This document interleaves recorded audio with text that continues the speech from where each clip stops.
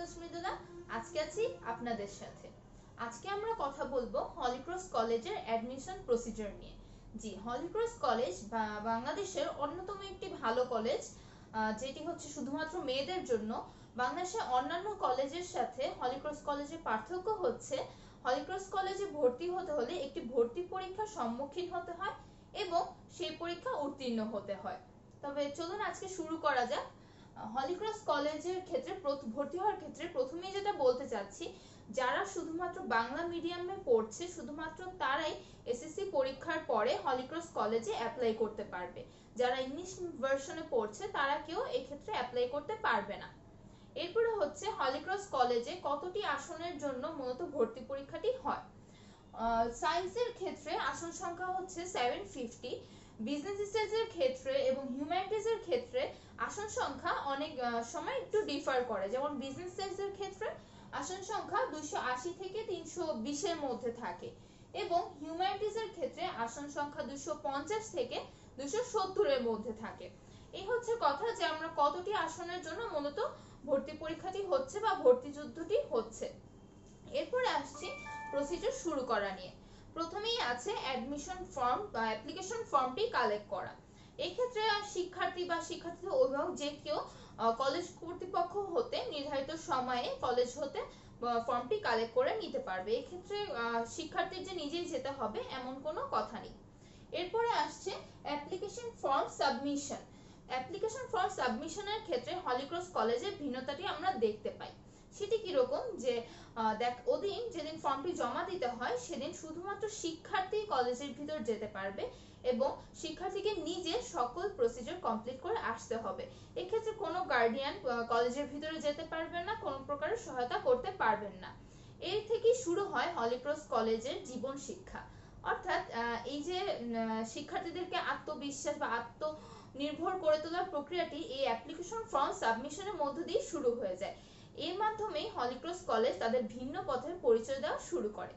তো যেদিন হচ্ছে আমরা অ্যাপ্লিকেশন ফর্ম সাবমিট করতে যাচ্ছি সেদিন আমাদের কিছু বিষয় মাথায় রাখতে হয়। সেটি হচ্ছে আমাদের শিক্ষার্থীদের বিহেভিয়ার এবং তাদের অ্যাপিয়ারেন্সের দিকটি।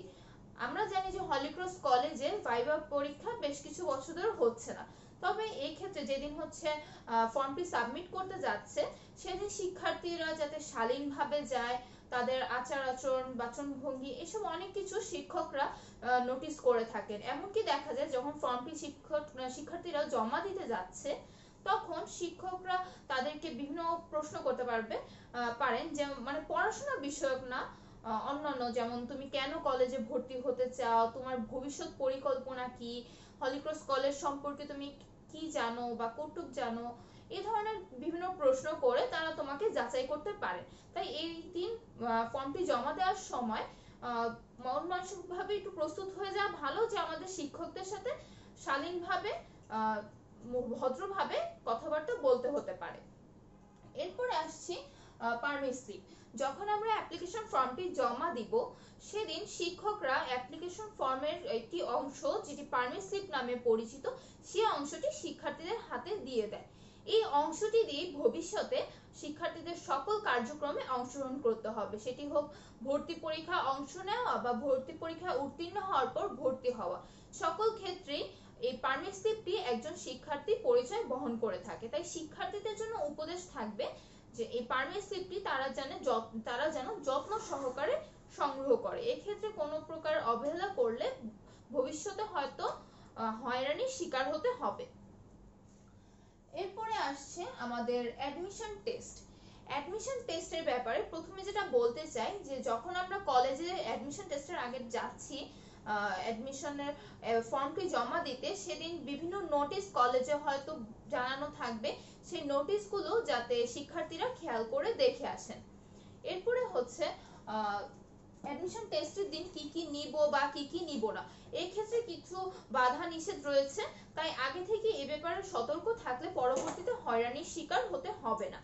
যেমন আমরা এই দিনে নিব কি কি, যে আমাদের পরীক্ষা দিতে যা যা সহায়ক জিনিসপত্র আছে, যেমন কলম, পেন্সিল, স্কেল, পারমিট স্লিপ, তারপর আমাদের এসএসসি রেজিস্ট্রেশন পেপার, তারপরে হচ্ছে অন্যান্য আনুষঙ্গিক জিনিসপত্র, যেগুলো হচ্ছে আমাদের পরীক্ষা দিতে হয়তো সাহায্য করবে, পরীক্ষাটি যাতে আমরা সুস্থ এবং সুস্থভাবে দিয়ে আসতে পারি। সেজন্যই আমাদের এই দিন হচ্ছে খেয়াল করে আগে থেকে গুছিয়ে নিতে হবে যে আমরা কি কি নিয়ে যাব।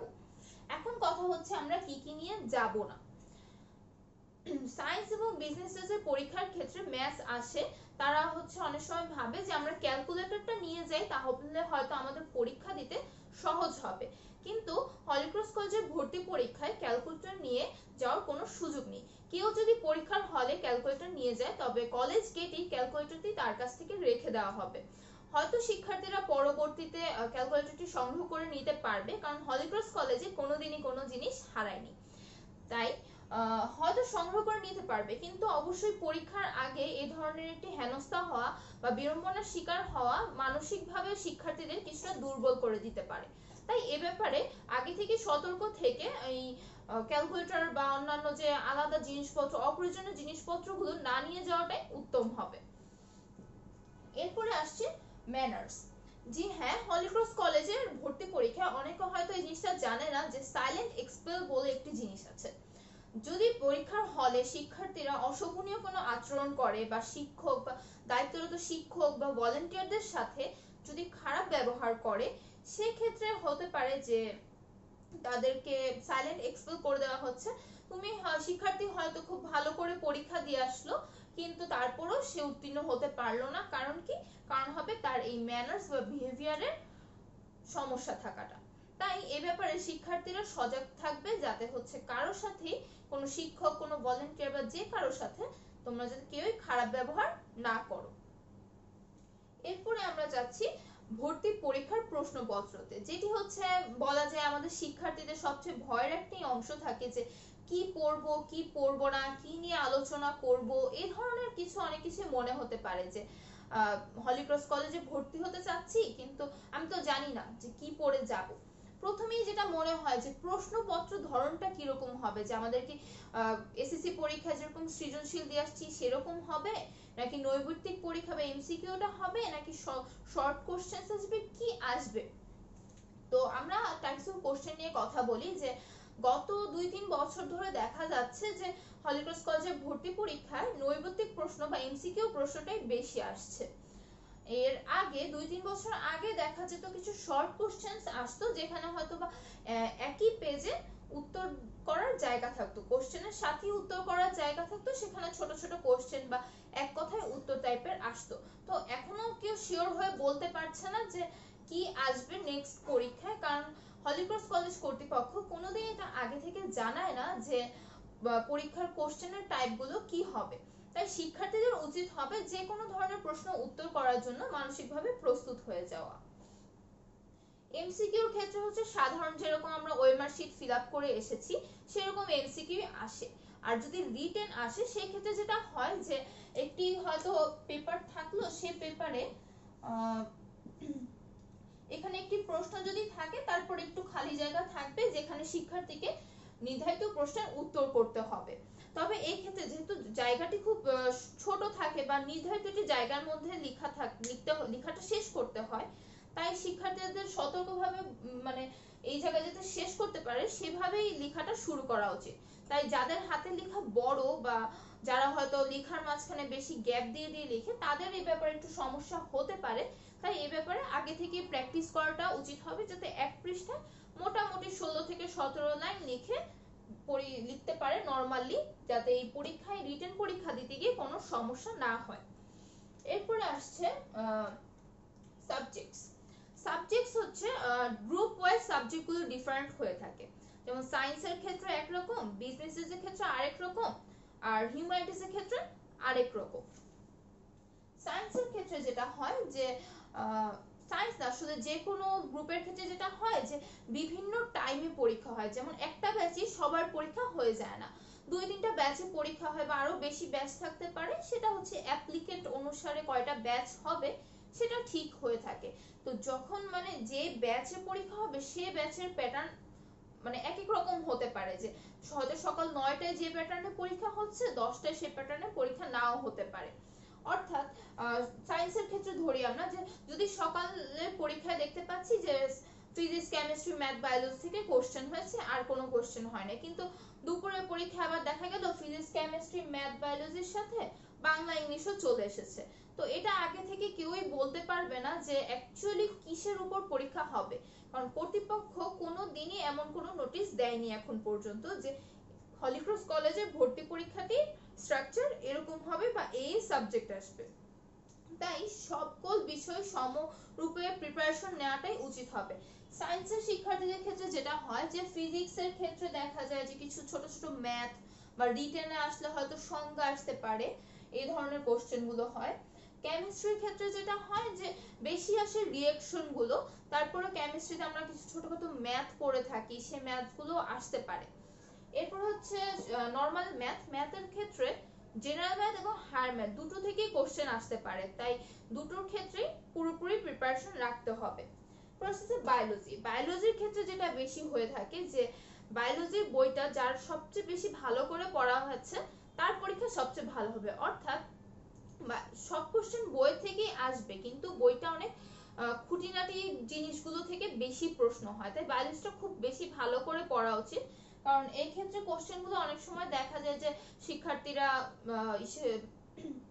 শিক্ষার্থীরা অনেক সময় তারা অ্যান্সার করতে পারে না, কারণ হয়তো বইটার অনেক জায়গা সে স্কিপ করে গিয়েছে বা কিছু জায়গা থাকে বইয়ে যেগুলো হচ্ছে গিয়ে শিক্ষার্থীদের সহজে নজরে পড়ে না, সেই জায়গাগুলো যদি মিস হয়ে যায় দেখা গেল ওই জায়গা থেকেই কোশ্চেনগুলো বেশি হচ্ছে। তাই শিক্ষার্থীদের উচিত হবে পুরোটা বই ভালো করে পড়ে ফেলা। এরপরে বাংলা ইংলিশ আইসিটির ক্ষেত্রে যেগুলো হয় বাংলা অথবা ইংলিশ সাধারণ পাঠ্য বই যেটা বাংলা প্রথম পত্র ইংলিশ প্রথম পত্র এগুলো থেকে প্রশ্ন হতে পারে, আবার গ্রামার সাইডটা থেকেও প্রশ্ন হতে পারে। তবে সায়েন্সের স্টুডেন্টদের ক্ষেত্রে বাংলা ইংলিশ থেকে প্রশ্নের সংখ্যা খুব কম থাকে, নাও থাকতে পারে আর থাকলেও হয়তো বা দুটো করে থাকতে পারে। আইসিটির ক্ষেত্রে যেটা হয় যে আইসিটি বইয়ের যে অ্যাপ্লিকেশন টাইপের যে জায়গাগুলো আছে, যে অ্যাপ্লিকেশন কোথায় হচ্ছে এই জায়গাগুলো থেকে প্রশ্ন বেশি আসে। এক্ষেত্রে সায়েন্সের ক্ষেত্রে আইসিটি থেকেও খুব বেশি প্রশ্ন আসে না, দুটো থেকে তিনটি প্রশ্ন আসে। এরপরে আসছে মোরাস বলতে আমরা কি বুঝাচ্ছি, হলিক্রস কলেজের যে কোনো পরীক্ষায় তুমি যে ব্যাচেই পরীক্ষা দাও না কেন একটি থেকে তিনটি এমন প্রশ্ন পাবে যেখানে হচ্ছে তোমার চারিত্রিক বৈশিষ্ট্য বা তোমার মন মানসিকতা বোঝার জন্য কিছু প্রশ্ন করা হবে, এগুলো একদম উপস্থিত উত্তর করার মতো, মানে এটার কোনো প্রিপারেশন নেই, জাস্ট তোমার চিন্তাধারাটা তারা হচ্ছে এই কোশ্চেন গুলো দিয়ে চেক করবে। তো এই কোশ্চেন গুলোর জন্য আগে থেকে প্রিপারেশন নেওয়ার কিছু নেই, জাস্ট হচ্ছে তুমি যাতে জানো যে এই ধরনের কোশ্চেন থাকতে পারে তাই এখানে উল্লেখ করে দেওয়া হচ্ছে। এরপর আসছি বিজনেস এর ক্ষেত্রে যেটা হয় যে অ্যাকাউন্টিং এর কিছু ম্যাথস হয়তো আসতে পারে, ফিন্যান্সের ক্ষেত্রে বিজনেস ম্যানেজমেন্ট এগুলোর ক্ষেত্রে সংজ্ঞা বা এই টাইপের জিনিসগুলো কিছু ছোট ছোট প্রশ্নের উত্তর আসতে পারে। আর যদি ওই মার্কশিট বা নৈর্ব্যক্তিক আসে সেই ক্ষেত্রে তো নরমালি আমরা এসএসসি তে যেরকম দিয়ে এসেছি সেরকমই হয়। আর জেনারেল সায়েন্সের ক্ষেত্রেও ছোট ছোট রিটেনের ক্ষেত্রে ছোট প্রশ্ন সংজ্ঞা বা কিছু অনুধাবন বা কিছু প্রয়োগ এই টাইপের খুবই সংক্ষিপ্ত উত্তর থাকবে, যেগুলো হয় ওই সময়ের মধ্যে অবশ্যই লিখে শেষ করা সম্ভব, তাই এ নিয়ে ঘাবড়ে যাওয়ার তেমন কিছু নেই। বাংলা ইংলিশ আইসিটি সায়েন্সের তুলনায় বিজনেস স্টাডিজ এবং হিউম্যানিটিজে বাংলা ইংলিশ এবং আইসিটি থেকে প্রশ্ন হওয়ার সম্ভাবনাটা বেশি থাকে, দুটো তিনটি না তার চেয়ে একটু বেশি হয়তো থাকে, গ্রামার গুলো হয়তো একটু বেশি আসে, বিশেষ করে যারা হচ্ছে কি গ্রুপ চেঞ্জ করে আসতে চায়, যারা হচ্ছে সায়েন্স থেকে হয়তো গ্রুপ কনভার্ট করে বিজনেস স্টাডিজ বা হিউম্যানিটিজে যাচ্ছে, তাদের প্রশ্নের ক্ষেত্রে দেখা যায় এই বাংলা ইংলিশ আইসিটিটাকে বেশি প্রায়োরিটি দেওয়া হয়। তাই যারা গ্রুপ চেঞ্জ করতে চাচ্ছেন তারা হচ্ছে কি এই সাবজেক্টগুলো খুব বেশি ভালো করে পড়তে হবে, পুরোটা বই বোর্ড বই যেগুলো আছে প্লাস গ্রামার টপিক যে আছে সব থ্রোলি পড়ে ফেলতে হবে। আর হচ্ছে কি হিউম্যানিটিজ এর ক্ষেত্রে civics history general knowledge maths এগুলো ছোট ছোট ম্যাথস হয়তো আসতে পারে, বাট এগুলো খুব বেসিক লেভেল থেকে আসে, এমন না যে খুব কঠিন কিছু আসে। অনেক সময় হিউম্যানিটিজ এর ক্ষেত্রে দেখা যায় যে শুধুমাত্র বাংলা ইংলিশ আইসিটি থেকে কোশ্চেন হয়েছে, তাই প্রিপারেশন মোটামুটি সব সাবজেক্টেরই রাখতে হবে, কিন্তু আমি বলবো যারা বিজনেস স্টাডিজ বা হিউম্যানিটিজ তাদের বাংলা ইংলিশের প্রিপারেশনটা একটু বেশি ভালো রাখা উচিত। আর যারা গ্রুপ চেঞ্জ করতে যাও তাদের প্রায়োরিটি দেওয়া উচিত বাংলা ইংলিশ আইসিটি কে বেশি। আর বিজনেস এবং হিউম্যানিটিজ এর ক্ষেত্রে ওই মোরালস এর কোশ্চেন গুলো থাকবেই। এখন যেটা বলতে চাচ্ছি যে প্রিপারেশন, তাহলে আমরা দেখতে পাচ্ছি আসলে প্রিপারেশনটা খুব বিস্তারিত ভাবে নিতে হচ্ছে, কারণ কেউই সঠিকভাবে বলতে পারছে না যে কোশ্চেন এখান থেকে আসবে এখান থেকে আসবে না। হলিক্রস কলেজে চান্স পাওয়া যে খুব বেশি কঠিন তা কিন্তু না। করণীয় একটাই, যে যে বইগুলো আমরা এসএসসি তে পড়ে এসেছি সেই বইগুলোই আবার খুব ভালো করে পড়ে ফেলা, একদম শুরু থেকে শেষ পর্যন্ত। ম্যাথস বইয়েরও একদম শুরু থেকে শেষ পর্যন্ত আমরা অনেক কিছুই বাদ দিয়ে যাই, দেখা যায় যে ছোট প্যারা আছে, এটা আমাদের হয়তো মনে হয়েছে যে এসএসসির সময় ইম্পর্টেন্ট ছিল না, তো স্কিপ করে গেলাম। কিন্তু একটি অ্যাডমিশন পরীক্ষায় আমরা সেটা করতে পারবো না, কারণ হয়তো দেখা যাবে যে জায়গাটা আমরা স্কিপ করার কথা ভাবছি শিক্ষকরা সেই জায়গা থেকেই প্রশ্ন করছে। এরপরে যেটা আরেকটা কথা, যে আজকাল বাজারে অনেক বই পাওয়া যায় যে এগুলো হচ্ছে হলিক্রস কলেজের বিগত বছরের প্রশ্নপত্র, এই প্রশ্নপত্রগুলো পড়লেই কমন পড়ে যাবে। তো যারা এই কথা মনে করে বসে আছো যে একটা গাইড বই কিনে নিব, সেখান থেকে প্রশ্নপত্র পড়ে নিব, তাহলে আমার সব কমন পড়বে, আমি সব আইডিয়া পেয়ে যাব, তাদের জন্য একটি দুঃসংবাদ যে তাদের এই ধারণাটি একটি চরম ভুল। কারণ হলিক্রস কলেজের ভর্তি পরীক্ষার প্রশ্ন কোনোদিনই কলেজের বাইরে আসে না। শিক্ষার্থীরা সেখানে বসে পরীক্ষা দিয়ে প্রশ্ন সহ উত্তরপত্র জমা দিয়ে আসে, অর্থাৎ এই প্রশ্ন তারা কোনোদিনই পাবলিশ করে না, তাই কেউ কোনোদিন বলতে পারবে না যে আসলে এটা হলিক্রস কলেজের প্রশ্নপত্র। তাই আমি বলবো যে যারা আসলেই চান্স পেতে চাচ্ছে তাদের জন্য উচিত হবে যে এই জিনিসগুলো পুরো বই, টপিক যেগুলো আমি লিখলাম সাবজেক্ট, সেগুলো পুরো বই ভালো করে পড়ে ফেলা। যদি ভালো করে পড়ে ফেলা থাকে তবে মানসিকভাবে শক্ত থাকলে অবশ্যই পরীক্ষাটি শেষ করা সম্ভব। হ্যাঁ, পরীক্ষার সময় খুব সংক্ষিপ্ত থাকে, তাই অনেকের হয়তো মনে হতে পারে যে এতগুলো সাবজেক্ট কিভাবে শেষ করব। সেই ক্ষেত্রে কিছু কথা বলতে চাই যে আমাদের অনেকের অভ্যাস থাকে যে একটি প্রশ্ন পারছি না, তো সেই প্রশ্ন নিয়ে আমি কন্টিনিউয়াসলি বসে আছি। একটি সংক্ষিপ্ত সময় পরীক্ষার ক্ষেত্রে এটা কিন্তু একদমই ঠিক না। এক্ষেত্রে যেটা হবে যে আমরা একটা প্রশ্ন নিয়ে বসে আছি, এদিকে সময় শেষ, তাহলে আমি আর বাকিগুলো অ্যান্সার করতে পারলাম না। কিন্তু ওদিকে দেখা গেল যে আমি যদি একটা বড় প্রশ্ন ছেড়ে দিই, ওদিকে অনেকগুলো ছোট ছোট প্রশ্ন অ্যান্সার করে ফেলতেছি, সেক্ষেত্রে কিন্তু আমার নাম্বারস বেড়ে যাচ্ছে। তাই চেষ্টা করতে হবে যতটুকু পারি টাইম ইউটিলাইজ করে যত বেশি পারা যায় উত্তর করে আসা। এমন না যে কেউ সব উত্তর করতে পারবে না, খুব সহজেই কিন্তু হলিক্রস কলেজের পরীক্ষায় সম্পূর্ণ উত্তর করে আসা সম্ভব। কিন্তু আবার এমনও না যে আমি হয়তো 2-3টা প্রশ্ন অ্যান্সার করতে পারিনি তার জন্য আমি চান্স পাবো না, না তা নয়। কারণ আমি নিজে ভর্তি পরীক্ষার সময় প্রায় 5-6 মার্কসের মতো ছেড়ে এসেছিলাম, কিন্তু তারপরে কিন্তু আমার চান্স হয়েছে। তাই এই ব্যাপারে ভয় না পেয়ে জাস্ট কনসিকুয়েন্স না ভেবে ওই সময়টুকুকে কিভাবে ইউটিলাইজ করা যায় এটাই হবে একজন শিক্ষার্থীর দায়িত্ব, যাতে করে পরবর্তীতে আক্ষেপ না থাকে যে আমি হয়তো এই জায়গাটা অ্যান্সার করে আসলে ওই জায়গাটা নিয়ে বেশিক্ষণ বসে না থাকলে আমি হয়তো চান্স পেয়ে যেতাম। তাই আগে থেকেই নিজেকে ওভাবে প্রস্তুত করা যে 1-2টি প্রশ্ন থাকতেই পারে যেগুলো আমি হয়তো পারবো না, কিন্তু তাই বলে বাকি প্রশ্নগুলো ঠিক করে অ্যান্সার করব না, এটা হলে কিন্তু হয়তো চান্স পাওয়াটার সম্ভাবনা অনেক কমে যাবে। এই হচ্ছে গিয়ে হলিক্রস কলেজের ভর্তি পরীক্ষার পুরোপুরি প্রিপারেশনের ব্যাপারটা। তো কিছু কথা বলতে চাই যে পুরো প্রসিজারটার সময় শিক্ষার্থীদের উচিত হবে তাদের ব্যবহার বা বাচনভঙ্গি অ্যাপিয়ারেন্সটা যতটুকু সম্ভব শালীন ভদ্র মেনটেন করা, যাতে করে শিক্ষকরা কোনোভাবেই তাদের প্রতি একটি নেগেটিভ মানসিকতা তৈরি না হয়। কারণ সেক্ষেত্রে দেখা যায় হয় সাইলেন্ট এক্সপেল, বা তুমি যখন ফর্ম জমা দিতে যাচ্ছ তখন হয়তো আগে থেকেই তোমার প্রতি একটা নেগেটিভ মানসিকতা তৈরি হয়ে গেল, তাই হয়তো তারা তোমাকে সিলেক্ট করলো না। শিক্ষকরা কিন্তু অনেক বেশি এক্সপিরিয়েন্স, তাই তুমি মনে করো না যে তুমি ওভার স্মার্টনেস দেখালেই বা তুমি মিথ্যা বললে এই টাইপের কিছু করলে শিক্ষকরা সেটা বুঝবেন না। শিক্ষকরা যেহেতু অনেক এক্সপিরিয়েন্স, তাই তাদের সাথে যতটা পারা যায় নম্রভাবে ব্যবহার করাটাই উত্তম হবে। হলিক্রস কলেজের বৈশিষ্ট্য কিন্তু এটা যে তারা শিক্ষার্থীকে শুধুমাত্র পড়াশোনা দিয়ে জাজ করে না, তারা কিন্তু শিক্ষার্থীদের মন মানসিকতাও জাজ করে। তারা শিক্ষার্থীদের শুধু পড়ালেখার জন্যই যে প্রস্তুত করে তা নয়, তারা পাশাপাশি শিক্ষার্থীর বিশ্ব অঙ্গনে নিজেকে রিপ্রেজেন্ট করার জন্য, আত্মনির্ভর করে তোলার জন্য প্রস্তুত করে। তাই ভর্তির সময় হতে তারা সেই জিনিসটা মাথায় রাখে যে কোন শিক্ষার্থীগুলো তাদের এই সম্পূর্ণ প্রসিজারে তাদেরকে সবচেয়ে বেশি কোঅপারেট করবে। তাই শিক্ষার্থীদের এই জিনিসগুলো মাথায় রেখে সম্পূর্ণ প্রসিজারটা কমপ্লিট করতে হবে, তবেই শিক্ষার্থীরা আশা করতে পারে যে তাদের পরীক্ষাটি ভালো হবে এবং তারা উত্তীর্ণ হতে পারবে। এই ছিল হলিক্রস কলেজের ভর্তি পরীক্ষা নিয়ে বিস্তারিত আলোচনা। সবার জন্য শুভকামনা রইল। ধন্যবাদ সাথে থাকার জন্য।